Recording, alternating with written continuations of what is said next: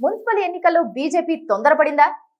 Telangana municipal ఎన్నికల్లో BJP తొందరపాటు నిర్ణయాలు తీసుకుందన్న కామెంట్స్ వినబడుతున్నాయి. తెలంగాణ మున్సిపల్ ఎన్నికల్లో జనసేన మద్దతు తీసుకోవడం ఒక రకంగా గెలిచే మున్సిపాలిటీ ఫలితాలపై కూడా ఈ ప్రభావం చూపుతుందని అంటున్నారు.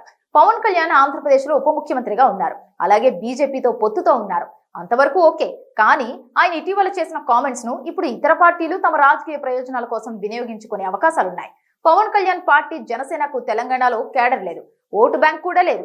సినిమా అభిమానం వేరు. పవన్ ను అభిమానించే యువకులు సైతం తెలంగాణలో ఏదో ఒక పార్టీ పట్ల సానుకూలతతో ఉంటారు.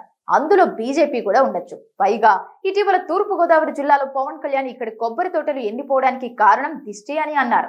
రాష్ట్రం విడిపోవడానికి కోనసీమ పచ్చటి అందాలని, కోనసీమ కొబ్బరి చెట్లకు తెలంగాణ వారి దిష్టి తగిలిందన్న అర్థం వచ్చే రీతిలో వ్యాఖ్యానించారు.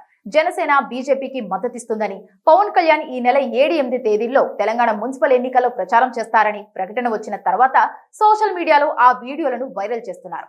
సాక్షాత్తు పిసిసి అధ్యక్షుడు మహేష్ కుమార్ గౌడ్ కూడా పవన్ అలాంటి వ్యాఖ్యలు చేసి ఇప్పుడు తెలంగాణ ప్రజల ఓట్ల కోసం రావడం ఏంటని అన్నారంటే మరొకసారి సెంటిమెంట్ ను రగిల్చే ప్రయత్నం చేసినట్లయింది. రాష్ట్రం విడిపోయినప్పుడు తాను తిండి తినలేదని, నిద్రపోలేదు అన్న పవన్ కళ్యాణ్ వ్యాఖ్యలను కూడా ప్రత్యర్థులు సోషల్ మీడియాలో షేర్ చేస్తున్నారు.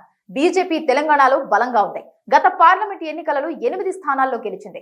అలాంటి బీజేపీ ఇప్పుడు పవన్ కళ్యాణ్ వచ్చి ప్రచారం చేస్తే మున్సిపల్ ఎన్నికల్లో నష్టం వాటిల్లక తప్పదు అన్న హెచ్చరికలు వినిపిస్తున్నాయి. పట్టణాల్లో జరుగుతున్న ఈ ఎన్నికల్లో సెంటిమెంట్ అంతగా ఉండదని భావించి కమలం పార్టీ పవన్ ను రంగంలోకి దించినప్పటికీ సెంటిమెంట్ ను ప్రత్యర్థులు తీసుకెళ్తే తీవ్రంగా నష్టపోయే అవకాశం ఉందన్న హెచ్చరికలు సొంత పార్టీ నేతల నుంచి వినిపిస్తుండడం విశేషం.